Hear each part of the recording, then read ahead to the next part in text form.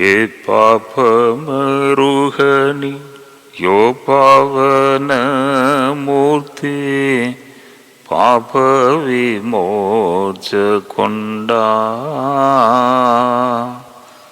నా పాలి దైవమా నా పాపముల కోర కీ పాట్లు నందినవా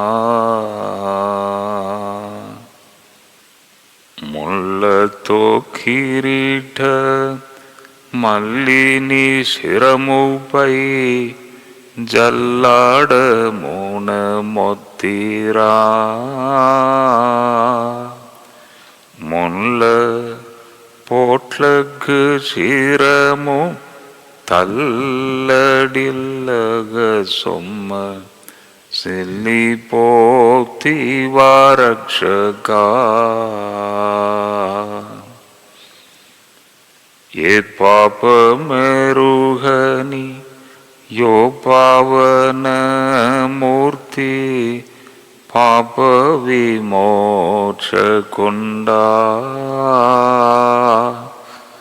నా పాలి దైవమా నా పాపముల కోర కీ పాట్లు నొందినవా. ఈ శుభ శుక్రవారం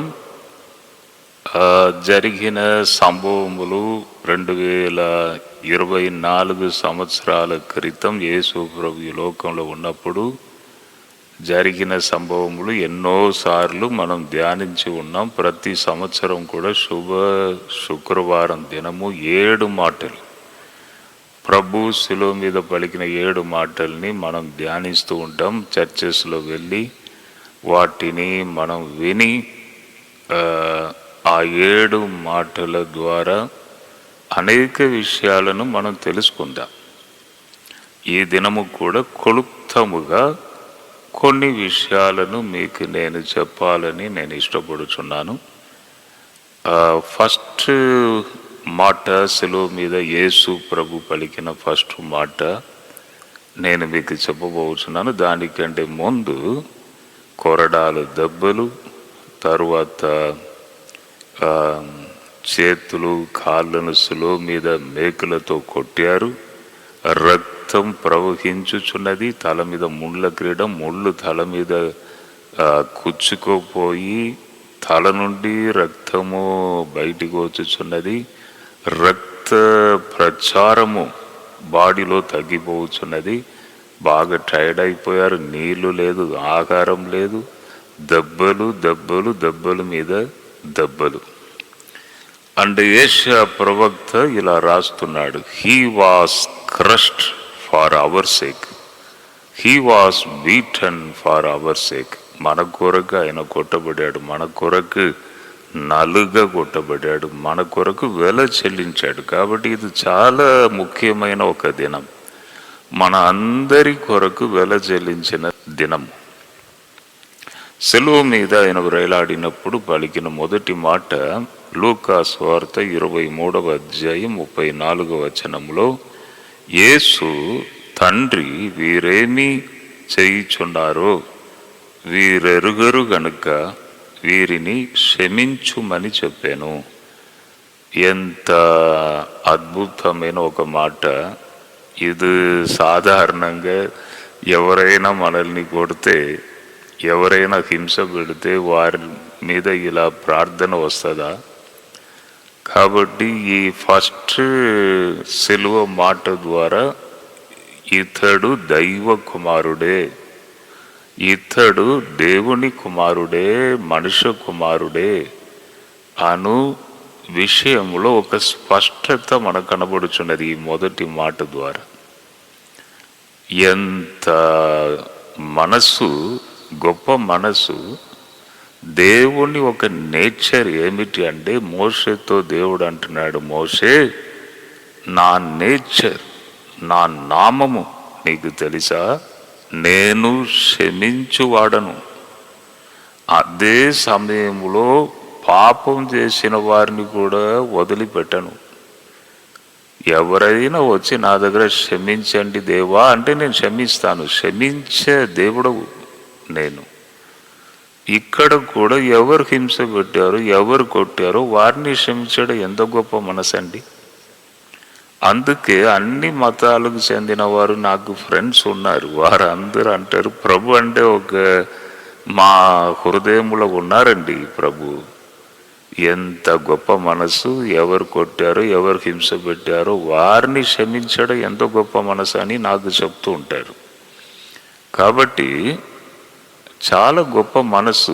ఈ మొదటి మాట ఆయన దైవ కుమారుడే అని స్పష్టంగా మనకు చూపించుచున్నది. తర్వాత ఏమిటి అంటే ఈ వాక్యంలో ముఖ్యంగా చూడండి, ఏమి చేయుచున్నారో వీరు ఎరుగరు గనుక. ఇది చాలా ముఖ్యం. ఈ లోకంలో తెలిసి తప్పు చేసేవారు ఉన్నారు, తెలియక తప్పు చేసేవారు ఉన్నారు. కొందరికి తెలియదు ఇది తప్పు అని.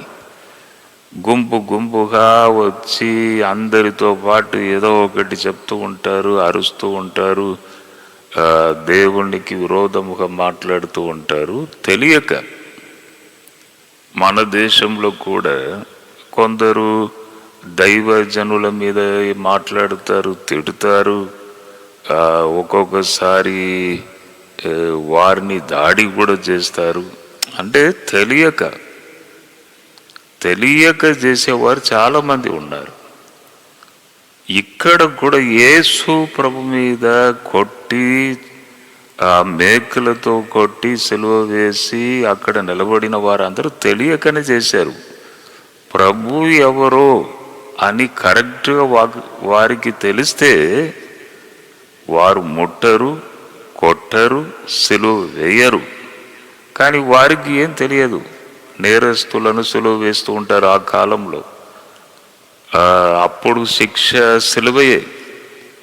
కాబట్టి ఇంకా చాలామంది అట్లా తప్పు చేసిన వారిని సిలువ వేస్తూ ఉంటారు. అలాగే యేసు ప్రభు కూడా ఒక వ్యక్తిని వారు అనుకున్నారు, కానీ యేసు ప్రభులో ఉన్న మహిమ గొప్పతనం వారికి తెలియదు. కాబట్టి యేసు ప్రభు అంటున్నాడు, వారు ఏం చేస్తున్నారో వారికి తెలియదు కనుక వీరిని క్షమించుము.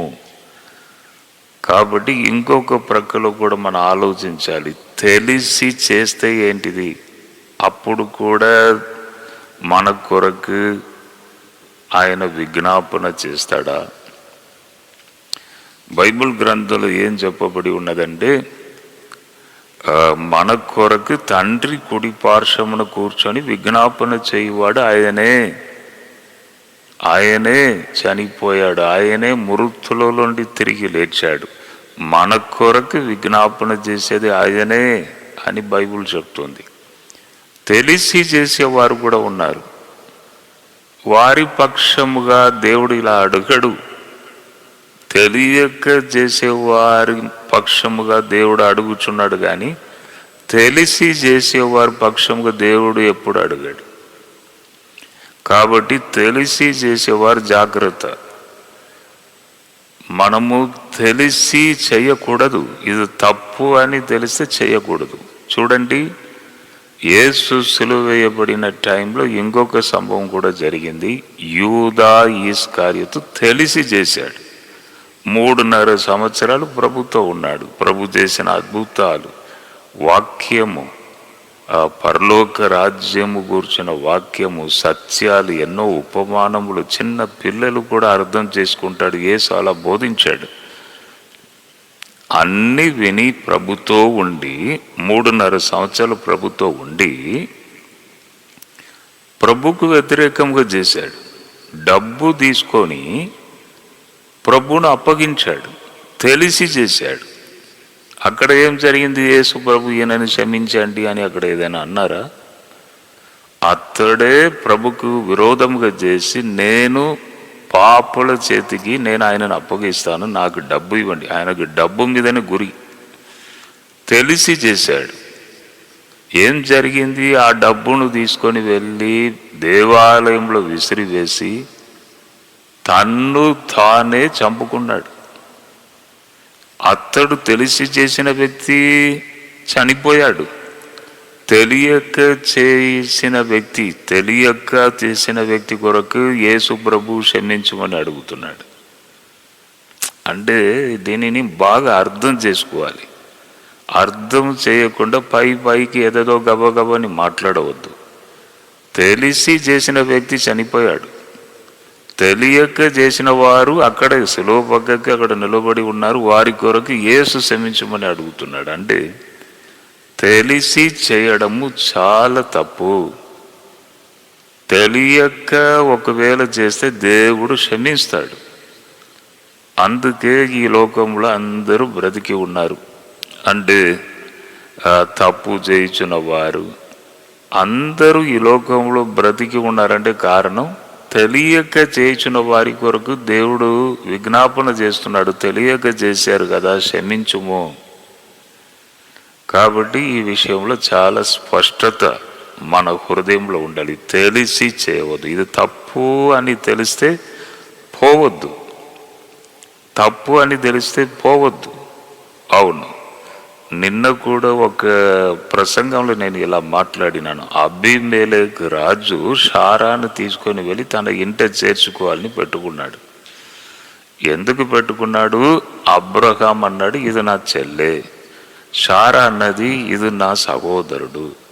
కాబట్టి నేను మంచి హృదయంతోనే నేను ఆమెను తీసుకుని నా ఇంట పెట్టుకున్నాను. రాత్రి దేవుడు కలలో స్వప్నమందు కనబడి ఇదిగో ఇంకొక వ్యక్తి భార్యను తీసుకొచ్చి నీ ఇంట్లో పెట్టావు. అంటే నేను తప్పు లేదు, ఎందుకంటే నా సహోదరుడు అన్నది ఆమె. అబ్రహాం అన్నాడు ఇది నా సహోదరి అని. కాబట్టి నేను యథార్థ హృదయంతోనే చేశాను. ఒకవేళ నా భార్య అంటే నేను అస్సలు జోలికే పోను. కానీ భార్య కాదు సహోదరి అన్నగానే నేను తీసుకొచ్చినాను. దేవా నన్ను ఏం చేయవద్దు ప్రభువా, నేను యథార్థ హృదయంతోనే చేశానంటే దేవుడు అంటున్నాడు అందుకే తప్పు చేయకుండా నిన్ను అడ్డగించాను. నేనే తప్పు చేయక నిన్ను కాపాడానని దేవుడు అంటున్నాడు. అంటే తెలిసి చేస్తే అది పెద్ద పాపం. తెలియక చేసేవారికి దేవుడే వారి పక్షముగా విజ్ఞాపన చేస్తున్నాడు. అందుకే మన అందరూ బ్రతికి ఉన్నాం. ఎవరు పెద్ద నీతిమంతుడు కాదు. అందరూ తప్పు చేస్తున్న వారు అందరూ మంచిగా ఉన్నారంటే దేశంలో దానికి తండ్రి కుడి పార్శ్వమున ఒక వ్యక్తి మన కొరకు విజ్ఞాపన చేయుచున్నాడని ఎరగండి. ఈ మొదటి మాట ద్వారా ఈ సత్యమును ఈ దినము మీరు నేర్చుకోండి. ప్రభు తప్పకుండా దీవిస్తాడు. మనం ప్రార్థన చేస్తాం. ప్రభువా తెలియక చేయించిన వారి కొరకు నీవు విజ్ఞాపన చేస్తున్నావు అన్న సత్యమును మేము విన్నాం. ప్రజలు విన్నారు. దీవించండి. అటువంటి డేంజర్ నుండి, అపాయం నుండి మమ్మను కాపాడండి. ప్రభువా మమ్మను నడిపించండి. మా మార్గమును మీరే శుద్ధి చేసి ముందుకు తీసుకొని వెళ్ళండి, కాపాడండి. ఈ శుభ శుక్రవారం ప్రతి ఫ్యామిలీని మీరు దీవించండి. వాక్యమును వినిన బిడ్డలను దీవించండి. యేసు పరిశుద్ధ నామంలో అడిగి వేడుకొనుచున్నాను తండ్రి. ఆమేన్, ఆమేన్. యేసు ప్రభు శిలువ మీద పలికిన రెండో మాటను మనము ధ్యానించబోచున్నాం. లూకా సువార్త 23వ అధ్యాయం 43వ వచనములో అందుకు ఆయన వానితో నేడు నీవు నాతో కూడా పరదైసులో ఉందువని నిశ్చయముగా నీతో చెప్పుచున్నాను నేను. మళ్ళీ ఒకసారి నేను చదువుతాను వినండి. అందుకు ఆయన వానితో నేడు నీవు నాతో కూడా పరదైసులో ఉందువని నిశ్చయముగా చెప్పుచున్నాను నేను. అద్భుతమైన ఒక మాట. ఒక దొంగతో, నేరస్తుడు, తప్పు చేసిన ఒక వ్యక్తితో దేవుడు ఈ మాట అంటున్నాడంటే మనము కొద్దిగా ధ్యానించాలి, అర్థము చేసుకోవాలి. ఈ వాక్యం నుండి అనేక విషయాలను మనం నేర్చుకోవాలి. చూడండి, పారదైసులో అంటే కొందరు పెద్దలు, అనుభవం కలిగిన వారు, పెద్ద సేవకులు ఇలా అంటున్నారు, ఈ పారదైసు అంటే అదే ఏదైనా తోటము. అప్పుడు దేవుడు ఫస్ట్ ఏదైనా తోటని చేసి నరుణ్ణి అక్కడ పెట్టాడు. రోజు వచ్చి అక్కడ దేవుడు వారితో మాట్లాడేవాడు. అప్పుడు అపవాది అక్కడ డిస్టర్బ్ చేశాడు. ఈ ఫలమును తినవద్దని దేవుడు చెప్తే, తింటే ఏం కాదు, మీ కన్నులు తెరవబడతాయి, దేవుడు వల్లే మీరు మారిపోతారు, అందుకే దేవునికి అసూయ, అందుకే తినవద్దని చెప్పాడని మెల్లగా మాట్లాడి హృదయమును మార్చి ఆ అపవాది ఆ ఫలమును తినిపించాడు. అప్పటి నుండి చూడండి, దేవునికి నరునికి కనెక్షన్ కట్ అయిపోయింది. రోజు వచ్చి ఆదాంతో మాట్లాడిన దేవుడు ఆ రోజు నుండి ఆదాం దాగుకున్నాడు, మాట్లాడలేకపోయాడు. దేవుడు కూడా శాపం అంటే నీవు కష్టముగా భోజనం చేదువు, కష్టపడి చెమట కాచి నీవు భుజింతువు అని కొన్ని శాప పలుకులు చెప్పి ఏదైనా తోట నుండి బయటికి వెళ్ళగొట్టాడు. రెండవ ఆదాం యేసు ప్రభు ఈ లోకానికి వచ్చి వెళ్ళగొట్టబడిన నరులను మళ్ళీ ఏదైనా తోటానికి మళ్ళీ తీసుకొని వచ్చుటకి తన్ను తానే త్యాగం చేసి, ఎందుకంటే రక్త చిందింపకుండా పాప క్షమాపణ లేదంట. కాబట్టి దేవుడే ఒక నరుడుగా వచ్చి, ఒక పరిశుద్ధుడిగా వచ్చి శిలువ మీద తన రక్తం చిందించి రెండవ ఆదాం మళ్ళీ ఏకము చేశాడు. ఇక్కడ చూడండి, అదే ఇక్కడ జరిగింది. నాతో కూడా పారదైసులో ఉండువు, అప్పుడు నరులను నేను బయటికి వెళ్ళగొట్టాను, మళ్ళీ నేను ఈ శిలువ ద్వారా నరులను నాతో నేను చేర్చుకుంటాను. కాబట్టి ఇది ఒక మాదిరిగా తీసుకోవాలి. మనము కూడా ఇలాగే పాటిస్తే తప్పకుండా మనకు కూడా దేవుని రాజ్యము దొరుకుతుంది.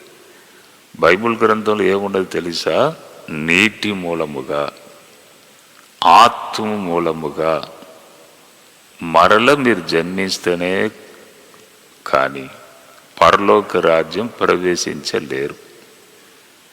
చూడండి, ఇక్కడ ఆయన ఏదైనా బ్యాప్టిజం తీసుకున్నారా? లేదు.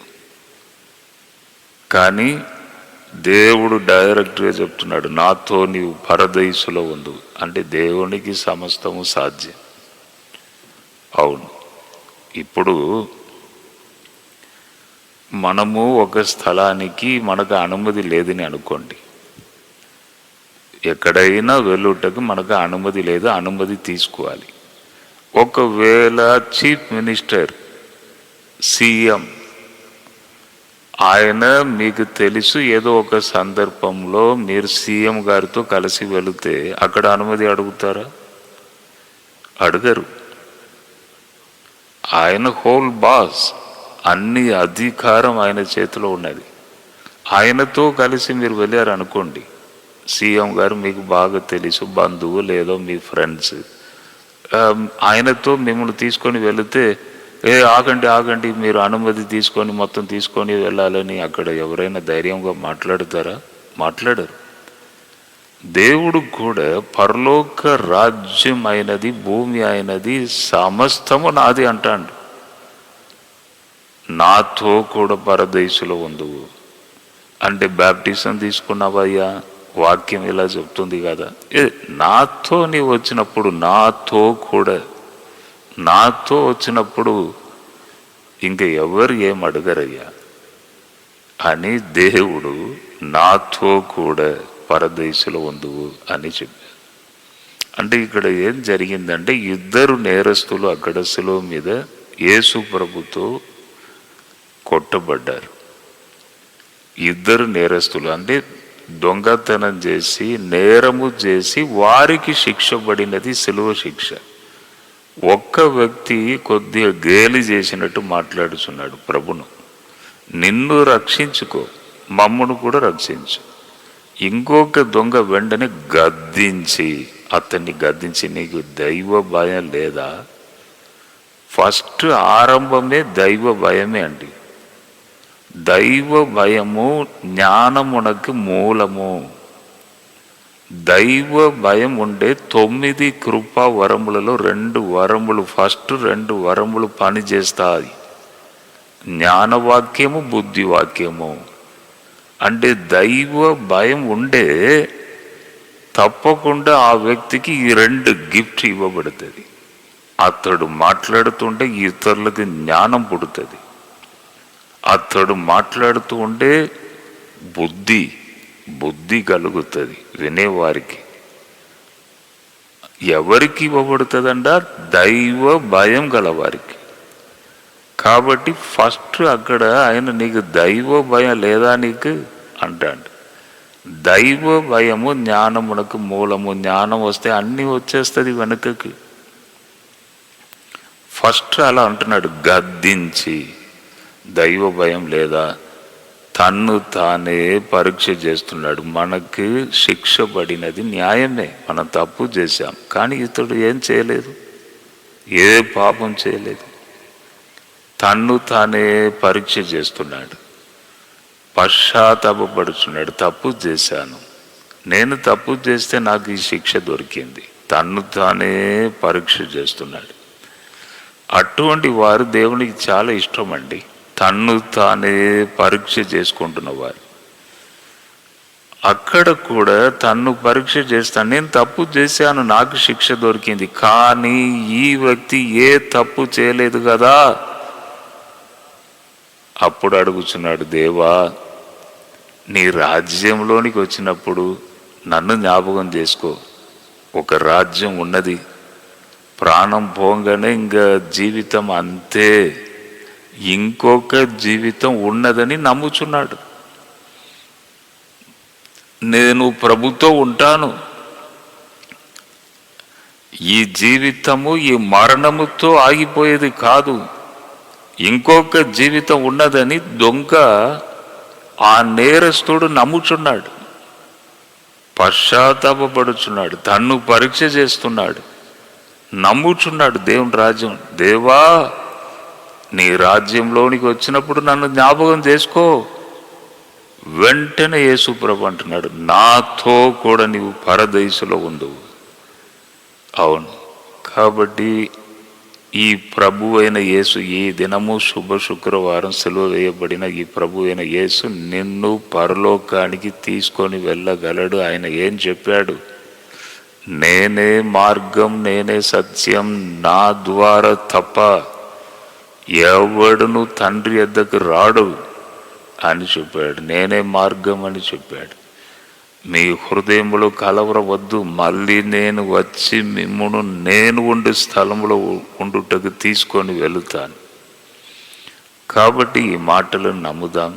దేవుని రాజ్యం ఉన్నదని నమ్ముదాం. ప్రభు వల్ల సాధ్యము, ప్రభు వల్ల నేను దేవుని రాజ్యానికి వెళుతానని నమ్ముతాం. దైవ భయము కలిగి ఉంటాం. మనలను మనం పరీక్ష చేసుకుందాం. అవును, రాజ్యం ఉన్నదని నమ్ముతాం, పశ్చాత్తాపడుదాం. తప్పకుండా ఈ నేరస్తుడు పొందిన బ్లెస్సింగ్ మనకు కూడా వస్తుందండి. ప్రార్థన చేద్దామా? ప్రభువా, కొన్ని విషయాలను మేము ధ్యానించాం ఇప్పుడే. ప్రభువా, అనేక బిడ్డలు ఈ వాక్యమును విన్నారు, హృదయమును నీకు ఇస్తున్నారు, తన్ను పరీక్ష చేసుకుంటున్నారు. ప్రభువా, పరలోక రాజ్య నిశ్చయత వారికి కలుగజేయండి, దీవించండి తండ్రి. దైవ భయం గలవారు అభివృద్ధి చెందుతారు. అటువంటి బ్లెస్సింగ్ ఈ బిడ్డలకు దయచేయండి. ఘనత మహిమ నీకే యేసు నామంలో అడిగి వేడుకొనుచున్నాను తండ్రి, ఆమేన్. యేసు శిలువ మీద పలికిన 3వ మాట మనం ధ్యానించబోచున్నాం. యోహాను సువార్త 19వ అధ్యాయం 26, 27 ఈ 2 వచనములను మీ కొరకు నేను చదువుతాను. యేసు తన తల్లియు తాను ప్రేమించిన శిష్యుడును దగ్గర నిలుచుంచుట చూచి, అమ్మ, ఇదిగో నీ కుమారుడు అని తన తల్లితో చెప్పాను. తరువాత శిష్యుడిని చూసి, ఇదిగో నీ తల్లి అని చెప్పాను. ఆ గడియ నుండి ఆ శిష్యుడు ఆమెను తన ఇంట చేర్చుకొనెను. చూడండి, ప్రభు శిలువ మీద వేలాడుచున్నాడు. తల్లి ముందు నిలబడి చూచుచున్నది. ఎలా ఉంటుందో కొద్దిగా అర్థం చేసుకోండి. తన కన్నుల ఎదుటనే తన కుమారుణ్ణి శరీరమును మేకులతో చీల్చి శిలువ మీద అతడు వేలాడినప్పుడు తల్లి హృదయం ఎలా ఉంటుంది ఒకసారి ఆలోచించండి. అర్థము చేసుకోవాలంటే కష్టమే, కానీ మనము కొద్దిగా నిఘా చేయవచ్చు ఎలా ఉంటుంది అని. నేను క్లుప్తంగా చెప్పాలంటే నలిగి విరిగి ఎలా ఉంటుందంటే ఆ హృదయం నలిగిన విరిగిన హృదయం. నలిగిన విరిగిన హృదయం. బైబిల్ గ్రంథంలో నలిగిన విరిగిన హృదయంను దేవుడు ఎప్పుడు కూడా అలక్ష్యము చేయడంట. సిలువను చూడంగానే తన కుమారుని చూడంగానే ఎలా ఉంటుంది కొద్దిగా చూడండి. ఒకసారి జరిగిన ఒక సంభవమును నేను విన్నాను. ఒక వ్యక్తికి మరణ శిక్ష, అంటే విదేశంలో ఎలా ఉంటుందంటే ఆ టైంకి కరెక్ట్గా ఇస్తారు. ఆ మరణ శిక్ష కంటే ముందు ఒక బెల్లు మోగుతుంది, గంట అది మోగుతుంది. అంటే మా గ్రామంలో మా ప్రాంతంలో కొన్ని చర్చెస్, క్రిస్టియన్ చర్చెస్, బ్రిటిష్ వారు కట్టిన చర్చెస్ టవర్ ఉంటుంది పైన. ఆ టవర్లో బెల్లు ఉంటుంది. బెల్లు ప్రతి ఆరాధనకు ముందు ఆ బెల్లు మోగుతూ ఉంటుంది.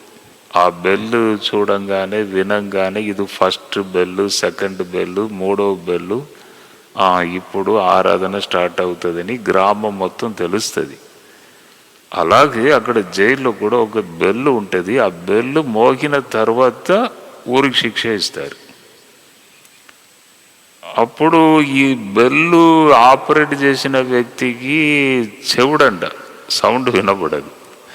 కానీ ఈ టైంకు కరెక్ట్గా బెల్లు ఒత్తాలి, బెల్లు మోగాలని కరెక్ట్గా ఆపరేట్ చేస్తాడు, అన్నీ కరెక్ట్గా చేస్తాడు. కానీ అప్పుడు ఒక వ్యక్తికి మరణ శిక్ష ఇచ్చినప్పుడు తల్లి ఏం చేసిందంటే ఆ టవర్ మీద ఎక్కి ఆ మోగుచున్న బెల్లు మోగుచున్న గంట దానిని ఇలా గట్టిగా పట్టుకున్నదంట. అతడు కరెక్ట్ టైంకి వచ్చి ఆపరేట్ చేస్తున్నాడు. ఇంకా బెల్లు మోగాలి, అక్కడ ఉరి శిక్ష కావాలి. బెల్లు మోగాలంటే ఈయనకి చెవుడు, ఆయనకి ఏం బెల్ సౌండ్ వినపడదు. ఆపరేట్ చేస్తున్నాడు, బెల్లు ఇటు తిరుగుతుంది, ఇటు తిరుగుతుంది. ఇట్లా తిరిగినప్పుడు సైడ్లో ఇలా వచ్చి కొట్టినప్పుడు బెల్ సౌండ్ బయటికి వస్తుంది. దాన్ని గట్టిగా పట్టుకుంటే అక్కడ తల్లి శరీరము మధ్య నలిగిపోయిందంట. బెల్లు మధ్య నలిగిపోయి అక్కడి నుంచి బ్లడ్ కూడా కారుచున్నదంట. కానీ బెల్లు సౌండ్ రాలేదు, ఉరి శిక్ష అక్కడ కాలేదు. ఎందుకంటే బెల్లు మోగిన తర్వాతనే ఉరి శిక్ష. బెల్లు మోగలేదు, టైం దాటిపోయింది కాబట్టి ఉరి శిక్ష కూడా రద్దయిందంట. తర్వాత ఈ సత్యం బయటపడింది. ఇట్లా తల్లి టవర్ మీద ఎక్కి బెల్లును ఇలా పట్టుకున్నది అని. అంటే తల్లి తన పిల్లల కొరకు ఏదైనా చేస్తారు. ఎందుకంటే 9 నెలలు కడుపులో మోసి కన్నారు. తర్వాత సేమ్ శరీరం, ఆమె శరీరంలోనే ఈ శరీరం తయారు చేయబడినది. కాబట్టి తన ప్రాణము కంటే ఎక్కువ పిల్లలను తల్లి ప్రేమిస్తూ ఉంటారు. నేను పోయినా పర్వాలేదు, నా బిడ్డ బ్రతకాలి, నేను పోయినా పర్వాలేదు, నా కుమారుడు బ్రతకాలని తండ్రులు, అంటే తల్లి, ముఖ్యంగా తల్లి అలా చేస్తూ ఉంటుంది. ఇక్కడ కూడా ఉరి శిక్షకు తన ప్రాణమునే తెగించుకొని అలా చేసింది తల్లి. ఇక్కడ కూడా ఆమె ముందే ఆ శరీరము చీల్చబడడం, మేకులతో కొట్టబడడం, ఇవన్నీ చూస్తే ఎలా ఉంటుంది కొద్దిగా ఆలోచించండి. విరిగి నలిగిపోయింది. అంటే తన మనసులో చెప్పినదో ఏమో, నా కుమారుడా నేను నీ కొరకు చనిపోతే బాగుంటుంది కదా. తల్లి ప్రేమ అలా ఉంటుంది. యాకోబును తన డాడీ ముందు పంపించి, యాకోబును బ్లెస్సింగ్ కొరకు పంపించినప్పుడు యాకోబు అంటాడు, నేను వెళ్ళి అబద్ధం చెప్పాలి, నేను ఏశావు అని. ఒక్కవేళ ఆశీర్వాదమునకు బదులుగా నన్ను శపిస్తే నేను ఏం చేయాలంటే, వెంటనే తల్లి ఏమంటే తెలుసా, యాకోబు యొక్క తల్లి, ఆశీర్వాదం వస్తే నీ మీద రాని, శాపం వస్తే నా మీద రాని అని చెప్తుంది. అంటే తల్లి అంత త్యాగం చేస్తారు. విరిగిన హృదయాన్ని దేవుడు అలక్ష్యం చేయడంట. కాబట్టి చూడండి, ఆమె హృదయం విరిగిపోయి ఉంటే ఆయన దృష్టి అక్కడ పోయింది తల్లి మీద. బాగా బాధపడుచున్నాడు. అయ్యో నా తల్లి ఎంత బాధపడుచున్నదో, ఆమె హృదయం ఎంత విరిగి ఉన్నదో ఏమో అని అక్కడ సరి చేస్తున్నాడు. అమ్మా నేను వెలుచున్నాను, ఇక మీదట ఇతడే నీ కుమారుడు. ఆ శిష్యుణ్ణి చూసి అంటున్నాడు, ఇక మీదట నీ తల్లి ఇదే, చూసుకో, నేను వెళ్తున్నాను అయ్యా, బాగా చూసుకో, నా తల్లిని బాగా చూసుకో అని చెప్పి ఒక గొప్ప పనిని అక్కడ చేస్తున్నాడు. అవును, అది గొప్ప పని, బాధ్యత. తన తల్లిని అప్పగించడం ఒక బాధ్యత. నేను వెళ్తున్నాను, ఇంకా నీవు తల్లిగా నా తల్లిని చూసుకోవయ్యా, నీవు రెస్పాన్సిబిలిటీ తీసుకో. అవును, కాబట్టి ఆయన కూడా సాధారణ ఒక నరుడుగా ఈ భూమికి వచ్చాడు. మనము శరీర రక్తముతో ఎలా ఉన్నామో అలాగే యేసు కూడా ఈ లోకంలో జీవించాడు. కాబట్టి ఆయనకు అన్ని బాధలు తెలుసు. తల్లి హృదయమును అర్థము చేసుకుంటాడు ఆయనకు తెలుసు, మనలను అర్థము చేసుకుంటాడు ఆయనకు తెలుసు. అన్ని దాటి వెళ్ళాడు. అయ్యోమయం కాదు. మన బాధలను ఆయన ఎక్కడ చూసుకుంటాడు సార్, ఎలా చూసుకుంటాడు సార్, ఎలా అర్థం చేసుకుంటాడు సార్ అని ఎప్పుడు కూడా అనుకోవద్దు. అన్నీ ఈ లోకంలో ఆయన చూశాడు, అనుభవించాడు. కాబట్టి బాధలో నీవు ఏదైనా పిలిచినప్పుడు, నీ బాధను దేవునికి తెలియజేసినప్పుడు వెంటనే ఆయన అర్థము చేసుకుంటాడు. తప్పకుండా నిన్ను కాపాడుతాడు, ముందుకు నడిపిస్తాడు. నేను 2 days ముందు కూడా ఒక చర్చికి వెళ్ళినప్పుడు సర్వశక్తి గల దేవుడు నాకు ఒక ప్రవచనమును నాకు నా కన్నుల ఎదుట తీసుకొచ్చి ఒకరిని చూపించాడు. ఒక ఫ్యామిలీ. నేను ఆ చర్చికి వెళ్ళినప్పుడు ప్రసంగం చేయకముందే ఆ తల్లి, ఎటువంటి ఒక తల్లి ఇక్కడ ఉన్నది, విరిగిన హృదయంతో ఆ తల్లి ఇక్కడ ఉన్నదంటే వెంటనే లేచి నిలబడినది. ఆమె కళ్ళలో కన్నీరు వచ్చినది. ఎప్పుడు కూడా దేవుడు విరిగిన హృదయమును అలక్ష్యము చేయడు అను విషయమును గ్రహించండి. తప్పకుండా మిమ్మల్ని బాధ్యత తీసుకుంటాడు. ప్రభు ముందుకు నడిపిస్తాడు. మనం ప్రార్థన చేస్తాం, ప్రభువా నీవు చేసిన గొప్ప పని, తల్లి విషయంలో నీవు కనికరబడి చేసిన ఈ గొప్ప పని, ప్రభువా మాకు అనేక విషయాలను నేర్పించినావు, అర్థం చేసుకుంటావు. విరిగిన హృదయమును నీవు అలక్ష్యం చేయకుండా అర్థం చేసుకుంటావు అని మేము ధ్యానించినాం. అలాగే నీ బిడ్డలకు మీరు దీవెనలు దయచేయండి ప్రభువా, ముందుకు నడిపించండి. ప్రతి విషయంలో మీరు అండగా ఉండి నడిపించండి తండ్రి. బాధ్యత కలిగిన దేవుడని నువ్వు చూపించావు ప్రభువా. మా ఎడలో కూడా నీ కనికరము నీ కృప వచ్చునుగాక. యేసు నామంలో అడిగి వేడుకొనుచున్నాను తండ్రి. ఆమేన్, ఆమేన్. యేసు శిలువ మీద పలికిన 4వ మాటను మనం ధ్యానించబోతున్నాం.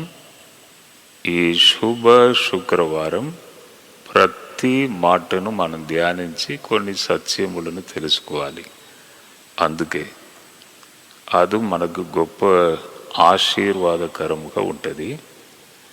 ఆయన శిలువ మీద పలికిన 4వ మాట మత్తయి సువార్త 27వ అధ్యాయం 46వ వచనం. ఇంచుమించు 3 గంటలప్పుడు యేసు ఏలి ఏలి లామా సబక్తాని అని బిగ్గరగా కేక వేశాను. ఆ మాటకు నా దేవా నా దేవా నన్నెందుకు చేయి విడిచితివి అని అర్థము. మళ్ళీ ఒకసారి నేను చదువుతాను, వినండి. ఇంచుమించు 3 గంటలప్పుడు యేసు ఏలి ఏలి లామా సబక్తాని అని బిగ్గరగా కేక వేశాను. ఆ మాటకు నా దేవా నా దేవా నన్నెందుకు చేయి విడిచితివి అని అర్థము. దైవ కుమారుడు మనుష్య కుమారుడు పరలోకాన్ని విడిచి భూలోకానికి దిగి వచ్చిన, శరీర రీతిగా ఈ లోకానికి వచ్చిన సర్వశక్తి గల దేవుడు ఇలా కేక వేస్తున్నాడు చూడండి. ఈ వాక్యమును వినగానే ఇది అవసరమా, ఎందుకు ఇదంతా అవసరమా, ఇంత కేక వేయడం ఇది అవసరమా అని కొందరికి అనిపిస్తుంది. ఎప్పుడు కూడా ఒక విషయాన్ని మీరు గమనించండి. యోబు అను భక్తుడు ఒకసారి ఆయన బాగా కష్టంలో ఉన్నప్పుడు ఈ మాట అంటాడు, అతడు నా వల్లే నరుడు కాదు కదా, నా కష్టం ఆయనకు తెలుసా, సింహాసనం మీద పరలోక రాజులు ఆయన కూర్చొని ఉన్నాడు, నేను నరుడుగా ఈ భూమి మీద ఉన్నాను, నా బాధలు ఆయనకు తెలుసా, నన్ను అర్థము చేసుకుంటాడా, దేవునికి నాకు మధ్య ఒక మధ్యవర్తి ఉంటే బాగుంటుంది కదా, నా కష్టాలని నేను చెప్తాను కదా, ఆయన ఎక్కడ నన్ను అర్థం చేసుకుంటాడు అని చెప్తాడు. అంటే దేవుడు ఈ లోకానికి వచ్చుటకు ముఖ్యమైన ఒక కారణం మన బాధను ఆయన అర్థము చేసుకొనుటకే ఇంత భయంకరమైన ఒక స్థితిని దాటాడు. చూడండి, ఆయన బాప్టిజం తీసుకున్నాడు, పరిశుద్ధాత్మతో నింపబడ్డాడు. బైబిల్ గ్రంథంలో చెప్పబడి ఉన్నది, ఆయన బాప్టిజం తీసుకొని బయటికి వచ్చినప్పుడు పావురం వలె పరిశుద్ధాత్మ దేవుడు ఆయన మీద దిగి వచ్చను. బైబిల్ చెప్పుచున్నది, నజరేయుడైన యేసును దేవుడు పరిశుద్ధాత్మతోను శక్తితోను అభిషేకించెను. అందుకే ఆయన మేలు చేస్తూ ఈ భూలోకములో ఆయన సంచారము చేసెను. కాబట్టి ఇక్కడ చూడండి, మన కష్టాలు అటువంటి ఒక స్థితి, మనం కూడా దేవా ఎందుకు విడిచిపెట్టావు అనే స్థితికి వచ్చినప్పుడు మన వాళ్ళను అర్థము చేసుకొనుటకు ఆయన కూడా ఈ మార్గములో దాటి వెళ్ళాడు. అవును, కాబట్టి మనం అర్థం చేసుకోవాలి ఎందుకు ఆయన ఈ మార్గంలో వెళ్ళాడంటే మనలను అర్థము చేసుకొనుటకు వెళ్ళాడు. అప్పుడు కూడా అక్కడ గేలి చేస్తున్నారు. ఏలి ఏలి లామా సబక్తాని అని చెప్పంగానే ఏలియా అని పిలుచుచున్నాడు కావచ్చు, చూద్దాం ఏలియా వచ్చి సహాయం చేస్తాడా చూద్దాం అని అప్పుడు కూడా కొందరు ఏలి ఏలి అనగానే గేలి చేసేవారు అక్కడ ఉన్నారు. ఈ 4వ వాక్యంలో దానికంటే ముందు అక్కడ ఏం జరిగిందంటే 6 గంటల నుండి 3 గంటల వరకు చీకటి కమ్మెను. చీకటి అంటే మనము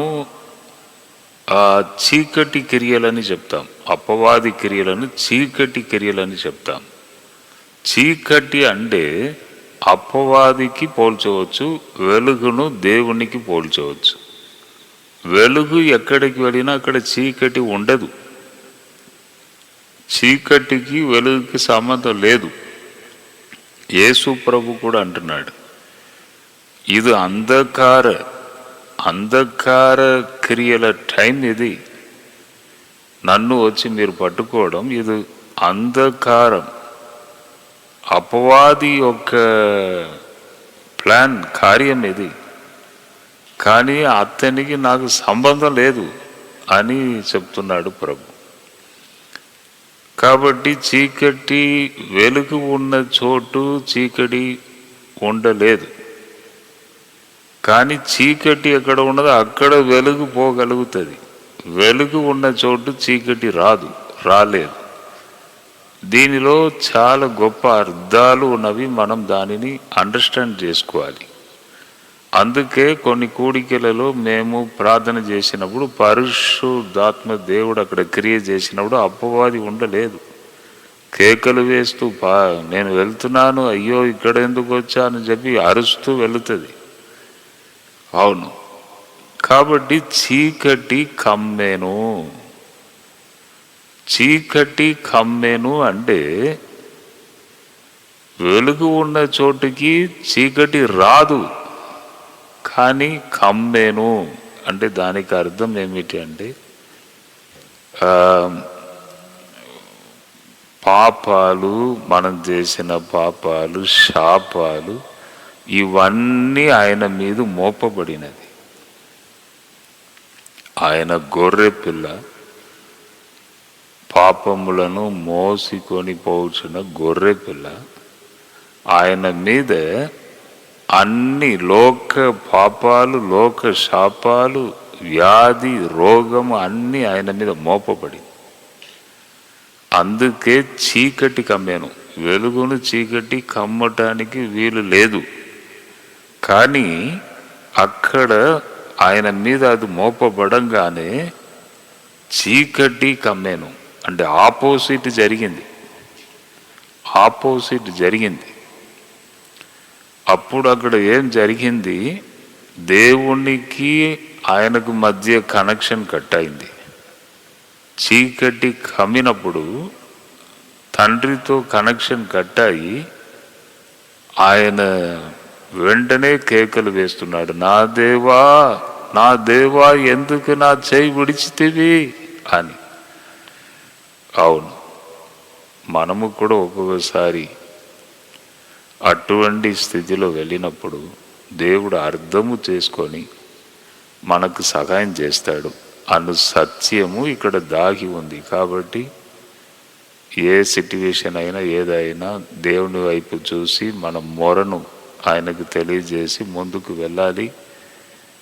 మిమ్మల్ని అర్థం చేసుకొని మిమ్మల్ని ముందుకు నడిపిస్తాడు ప్రభు.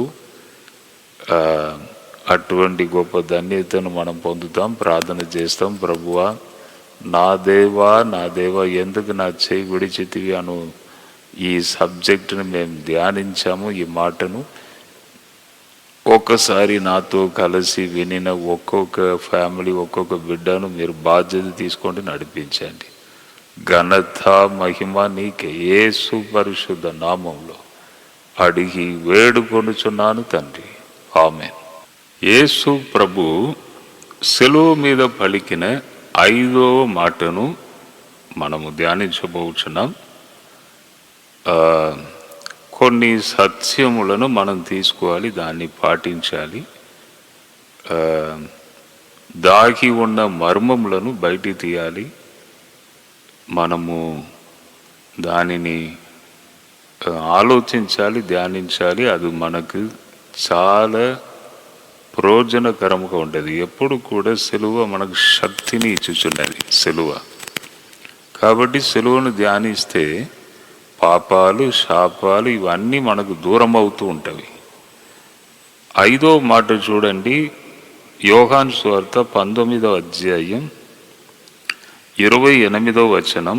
అటు తర్వాత సమస్తమును ఇప్పటికీ సమాప్తమైనదని యేసు ఎరిగి లేఖనము నెరవేర్చున్నట్లు నేను దప్పికొనుచున్నాను అని యేసు ప్రభు అంటున్నాడు. లేఖనము నెరవేర్చున్నట్లు, లేఖనము నెరవేరునట్లు అని ఒకటి అక్కడ ఇవ్వబడి ఉన్నది. చూడండి, ఈ టైంలో ఆయన సిలువ మీద బాధపడుతూ రక్తమంతా పోయి ఆయన ప్రాబ్లంతో ఉన్నప్పుడు దప్పికొనుచున్నానంటే అది శరీర రీతి అయిన దప్పి అని మనము వెంటనే మన ఆలోచన అలాగే పోతుంది. ఎందుకంటే సాధారణ శరీరంలోనే యేసు ప్రభు ఉన్నాడు. జేబులో పెట్టాను.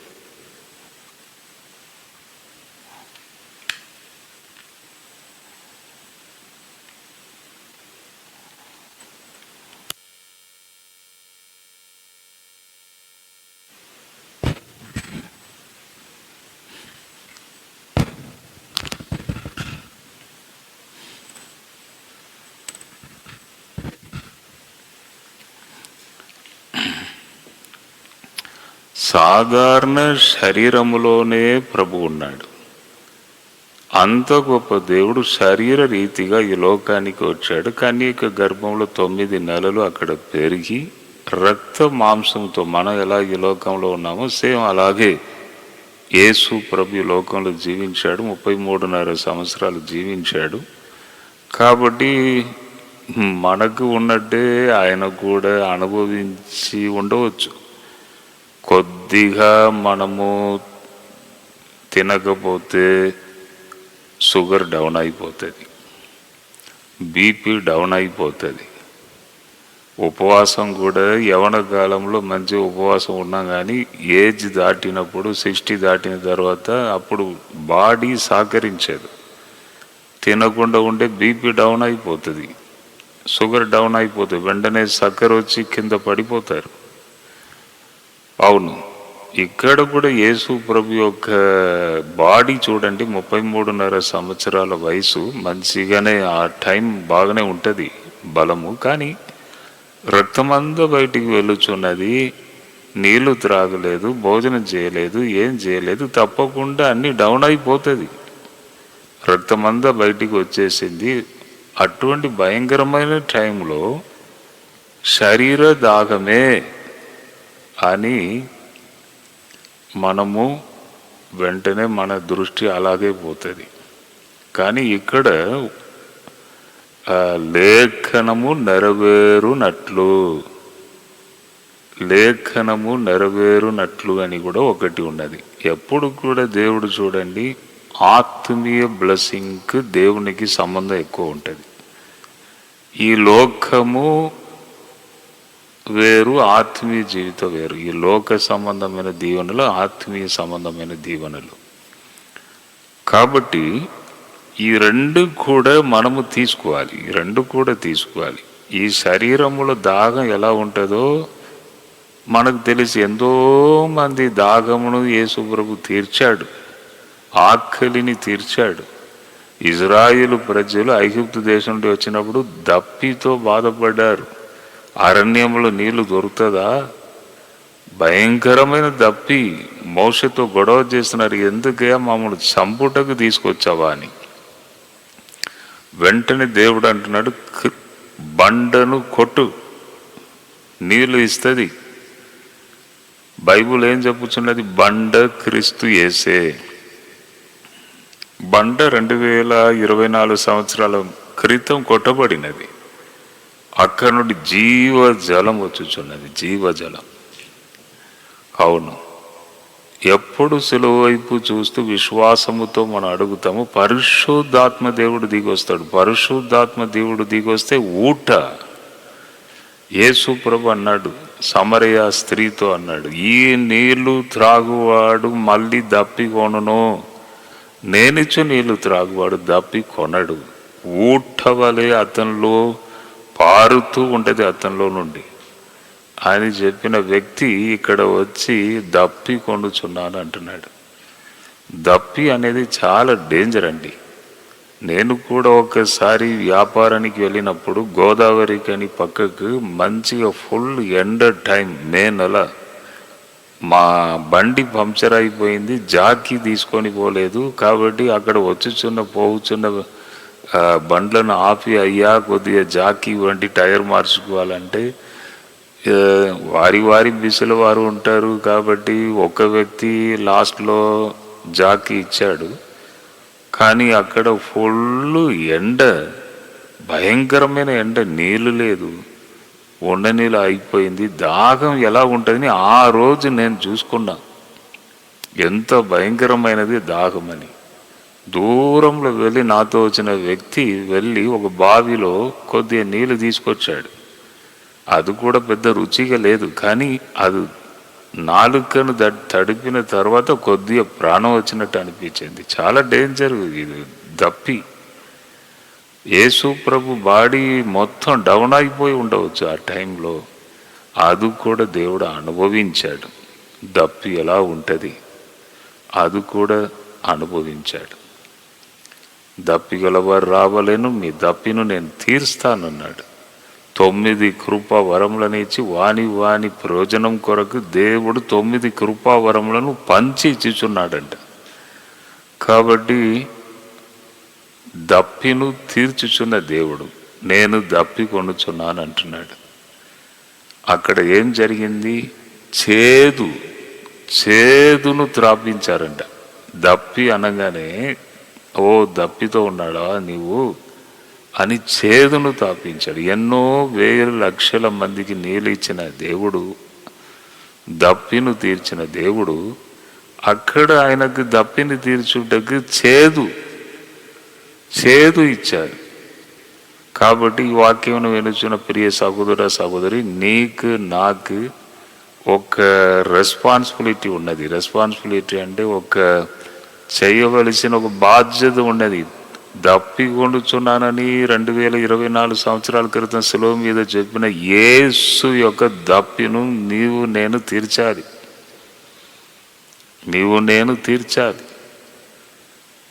ఒక చిన్న స్కిట్ వేశారంట. యేసు ప్రభు జన్మమును కొందరు యాక్ట్ చేసి చూపించారంట. దానిలో ఒక వ్యక్తికి చాలా కనికరం ఎక్కువ అంట. చిన్న చిన్న విషయంలో బాగా ప్రేమ కనికరం ఉంటుందంట ఆయనకు. ఆయన కూడా యాక్ట్ చేశాడంట. యోసేపు మరియను తీసుకొని, అయ్యా స్థలం ఉన్నదా, నిండు గర్భిణి, ఇప్పుడు గర్భవేదన, ఆ నొప్పి వచ్చేసింది, ఇప్పుడు ఆమె ప్రసవం కావాలి, నాకు స్థలం కావాలి, సత్రంలో స్థలం కావాలని పోయి అడిగినప్పుడు ఆ కనికరంతో బాగా కనికరం కలిగిన వ్యక్తి అక్కడ లేదు, ఇక్కడ స్థలం లేదని చెప్పాలి.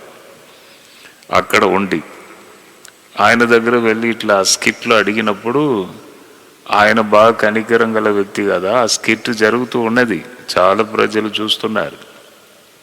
అప్పుడు అయ్యా ఇక్కడ స్థలం లేదు, కానీ రండి మా ఇంటికి రండి, మా ఇంటిలో స్థలం ఉన్నదని చెప్పి ఏడుస్తూ చెప్పాడంట. అప్పుడు ఆ స్కిట్లో అందరూ ఒకటే సంతోషంగా చప్పట్లు కొట్టారంట. అప్పుడు స్థలం లేదు, ఇప్పుడు నా ఇంట్లో స్థలం ఉంది రండి అన్నాడంట. అలాగే అప్పుడు చేదు ఇచ్చారు, అప్పుడు దప్పిను తీర్చలేదు, చేదు అని త్రాగలేదంట. త్రాగలేదంట. కానీ ఇప్పుడు మన బాధ్యత మన ప్రభు అయిన యేసు యొక్క దప్పిను మనం తీర్చాలి. ఆయన దప్పి ఏంటిది? నశించిన దానిని వెదకి రక్షించుటకు వచ్చాను. అవును, నా సమాధానం మీకు ఇవ్వటకు వచ్చాను. తర్వాత కలవరపడకుడి, నేను వచ్చి మిమ్మును నా యొద్దకు తీసుకొని వెళుతాను. ప్రపంచం అంతటా సర్వలోకానికి వెళ్ళి సువార్తను ప్రకటించుడి. ఆయన ఆకలి, ఆయన దప్పి ఏంటిది? ఇదే ఆయన దప్పి. అవును, పరలోక రాజ్యములో ప్రవేశించుడి, మీ కొరగా సిద్ధముగా ఉన్నది. అదే ఆయన దప్పి. మనము దానిని నెరవేర్చాలి. అందుకే మనకు అప్పగించి వెళ్ళాడు. దప్పి కొనుచున్నానని చెప్పి వెళ్ళాడు. కాబట్టి ప్రియ సహోదరుడా సహోదరి, దేవుని యొక్క దప్పిను తీర్చుటకి నీవు ఏదైనా ప్రయాసపడుచున్నావా? ఉన్నంత కాలం ఏదైనా కొన్ని ఆత్మలను దేవుని వైపు నడిపించడానికి, సెలవు వైపు తిరపడానికి ఏదైనా ప్రయాసపడుచున్నావా? ఆయన దప్పిని తీర్చుటకి నీవు సిద్ధంగా ఉన్నావా? ఈ దినం అదే ప్రభు కోరుచున్నాడు. సెలవును చూడాలి. ప్రభువా, నేను నీ దప్పిని తీరుస్తాను అని మనం ముందుకు వెళ్ళాలి. అటువంటి గొప్ప ధన్యతను దేవుడు మీకు ఇవ్వాలి. నేను మీ కొరకు ప్రేయర్ చేస్తాను. ప్రభువా, కొన్ని సత్యములను మేము విన్నాము, నీ దప్పిని మేము తీరుస్తాం, నీ కొరకు ముందుకు వెళుతాం. ప్రభువా, ఏం చేయాలో బోధించండి, మాకు నేర్పించండి, తోడుగా ఉండండి. నూతన కృప, నూతన శక్తిని ఇవ్వండి. సాధించుటకు బలము మాకు అనుగ్రహించండి. హల్లెలూయా. మనసార దీవెనలు మా మీద ప్రకటించండి తండ్రి. మమ్మను తాకండి, ముట్టండి. యేసు పరిశుద్ధ నామములో అడిగి వేడుకొనుచున్నాను తండ్రి, ఆమేన్. యేసు శిలువ మీద పలికిన 6వ మాట, యోహాను సువార్త 19వ అధ్యాయం 30వ వచనం. యేసు ఆ చిరక పుచ్చుకొని సమాప్తమైనదని చెప్పి తల వంచి ఆత్మను అప్పగించెను. సమాప్తమైనదని చెప్పి ఆత్మను అప్పగించెను. సమాప్తమైనది అను ఒక వర్డ్ జయధ్వని, విక్టరీ వాయిస్. ముగించాను, ముగించబడినది, సమాప్తమైనది అనేది ఒక గొప్ప విక్టరీ వాయిస్. మనము కూడా ప్రభువులాగానే నేను ముగించాను అను జయధ్వని మనం కూడా చెప్పాలి. కాబట్టి ఒక్కొక్క దినము కూడా ఇంపార్టెంట్. ఒక్కొక్క రోజు కూడా ఈ లోకంలో మనం ఉన్నాం. దేవుడు కావాల్సిన బలము, శక్తిని ఇచ్చి దైవ చిత్తం, దేవుడు మనకిచ్చిన చిత్తమును చేసి ముగించాలి. ఆయన తండ్రి ఏం పని అప్పగించాడో ఆయన జయధ్వని, తండ్రి ముగించానయ్యా, సమాప్తమైనది, అన్నీ చేసి ముగించాను. అవును, ఈ సెలవు మార్గంలో కూడా నేను కాముగా ఉన్నాను, నోరు తెరవలేదు. అన్నీ సగించానయ్యా, అన్ని దెబ్బలు సగించానయ్యా. కొరడాల దెబ్బలు, తిండి లేదు, వాటర్ లేదు త్రాగుటకు, అన్నీ సగించానయ్యా.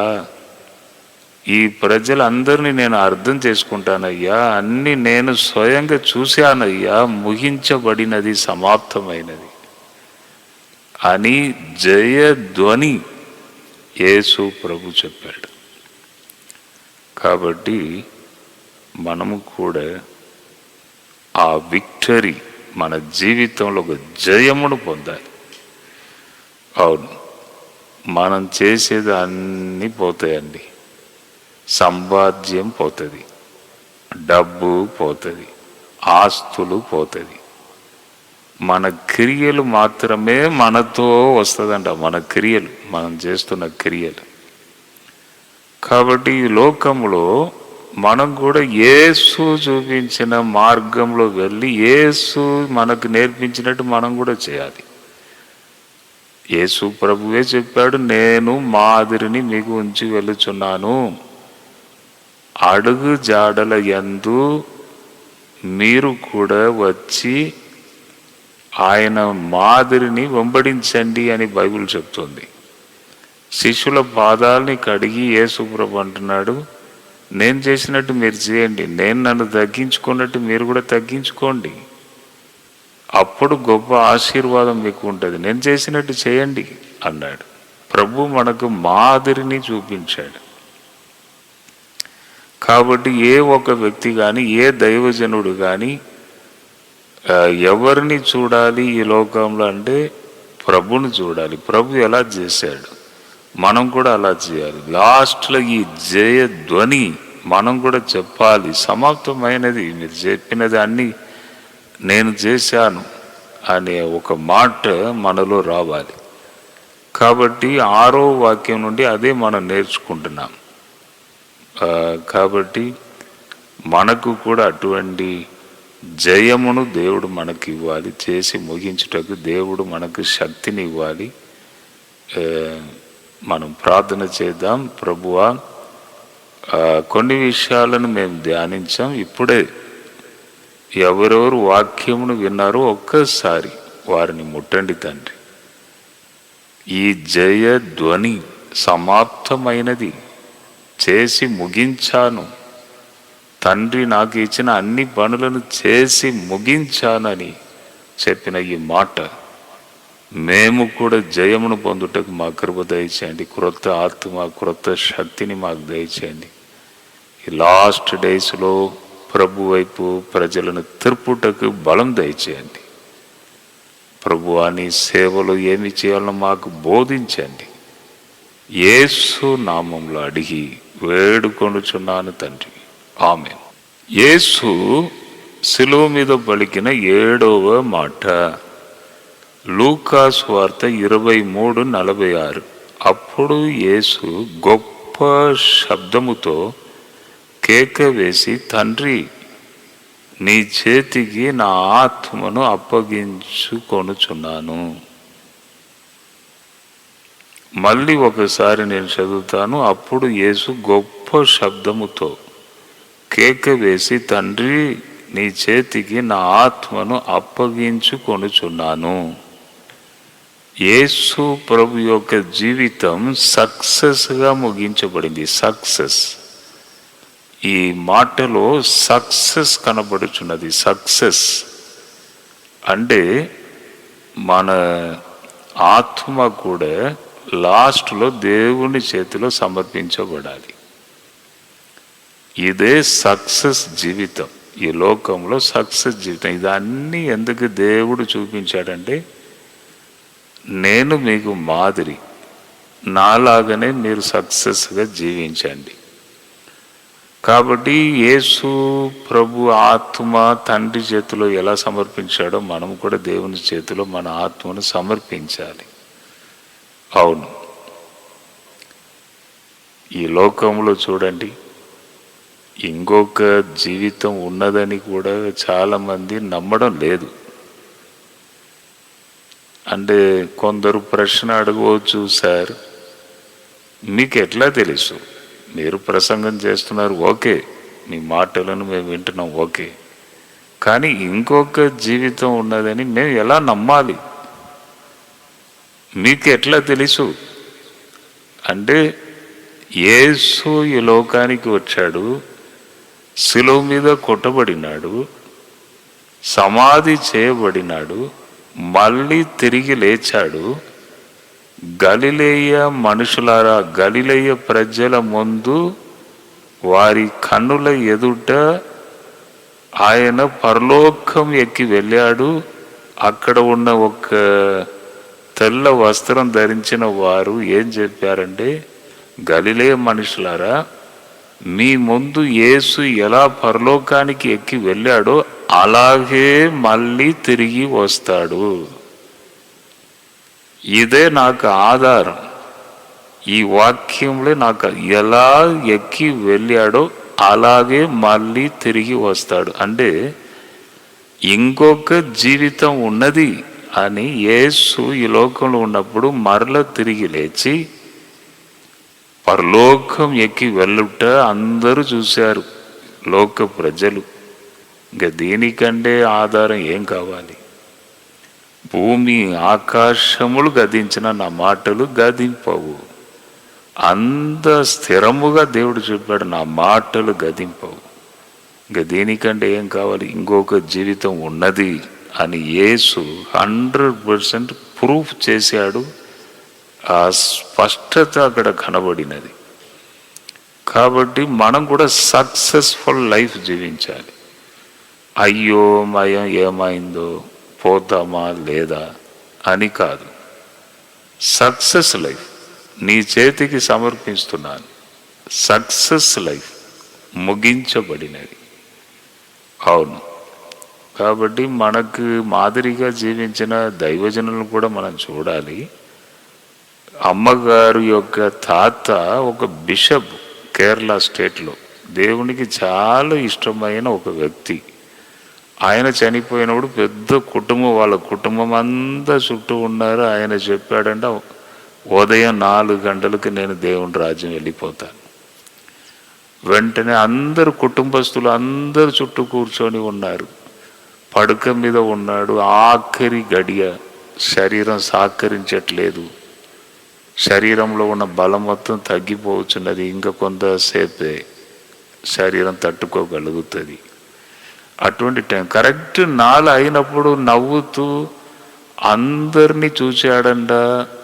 తన చుట్టూ ఉన్న కుటుంబస్తులు అందరినీ చూశాడంట. ఇదిగో ప్రభు వచ్చుచున్నాడయ్యా, నన్ను తీసుకొని వెళ్ళుటకు ప్రభు వచ్చుచున్నాడని బాగా గట్టిగా అరిచి సౌండ్ చేసి సంతోషముగా నవ్వుతూ దేవుని రాజ్యంలోనికి ప్రవేశించినాడంట. Successful life, successful life. Yesu చూపించిన సక్సెస్ఫుల్ లైఫ్ తండ్రి చేతికి సమర్పించాడు. Successful life ముగించబడినది. అలాగే మన పితరులు చాలామందిని మనం చూస్తున్నాం, సక్సెస్ఫుల్ లైఫ్. అలాగే మనం కూడా జీవించాలి, సక్సెస్ఫుల్ లైఫ్ జీవించాలని ఆశపడండి. అటువంటి కృపను పొందండి. ఈ లోకంలో ఉన్నప్పుడే నిశ్చయతను పొందండి, నేను ప్రభుతో ఉంటానని. ఆయన తిరిగి రాబోచున్నాడు.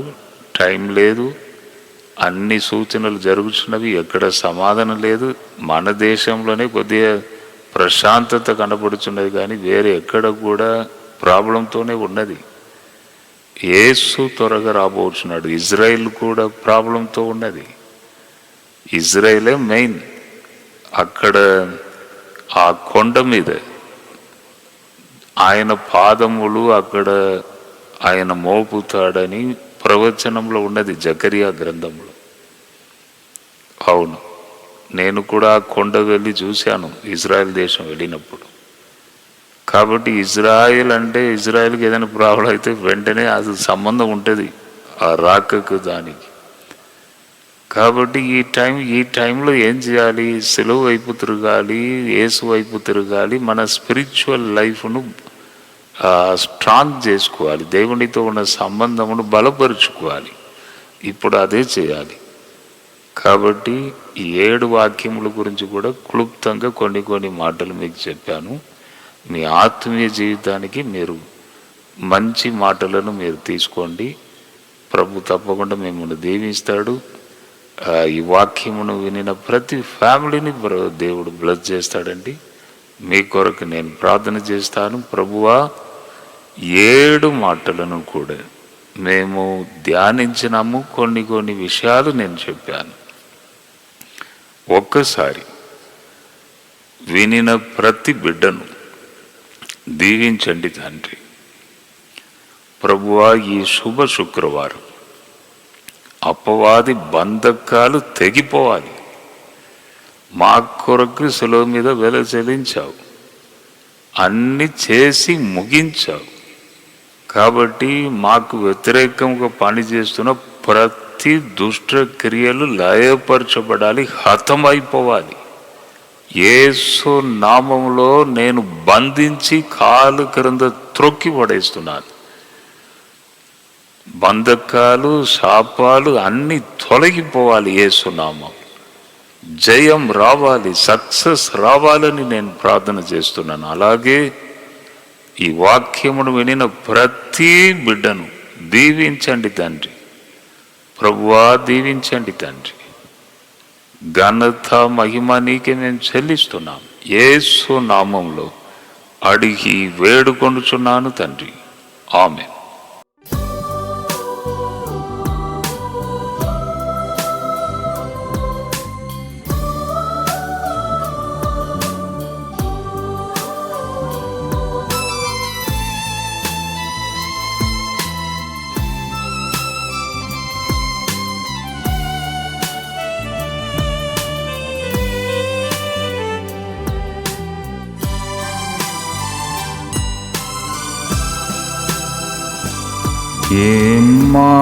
ఇమ్మానుయేలు రక్తము ఇంపైన యోధకు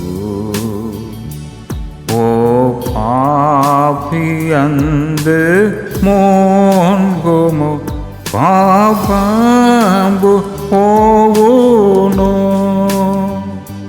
యేసోండు మాకు మారుగా ఆశీర్వజావంగా శ్రీ యేసు రక్తమప్పుడు స్రవించు నాకుగా.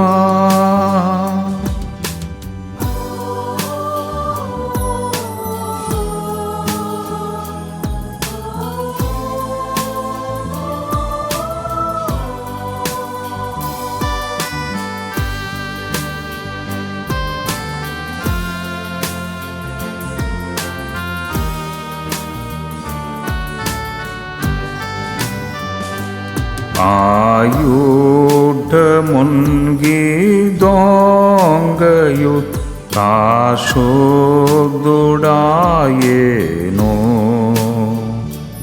నేనటి పాపిని పొడు నేనందు మోన్గుదో. యేసోండు మాకు మారుగా ఆశీర్వజావంగా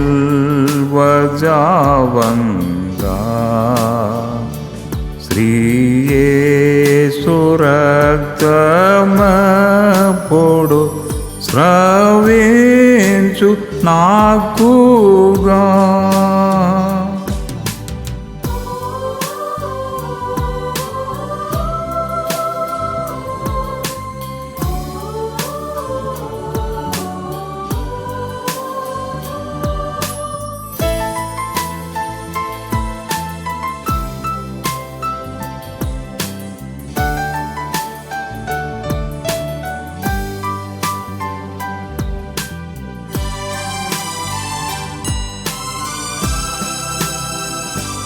నీ యొక్క పాపమాటిదే నిర్మూలమౌటకు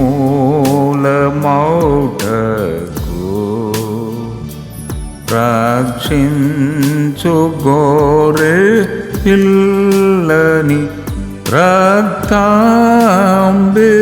చాలును.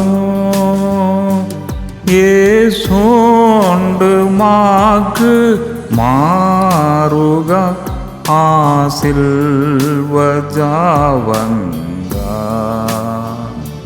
శ్రీ యేసు రక్తమప్పుడు స్రవించు నాకుగా.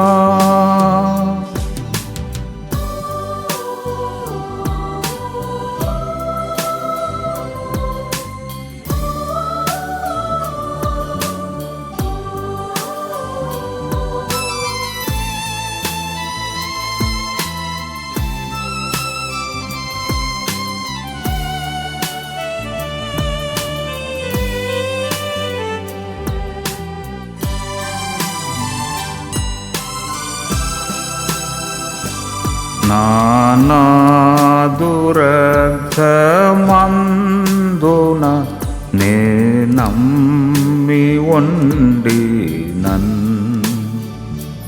నా దేవుని నిండు ప్రేమ నేనిందు జూచేదన్ యేసోండు మాకు మారుగా ఆ సిల్వ జావగా శ్రీ యేసు రక్తమప్పుడు స్రవించు నాకుగా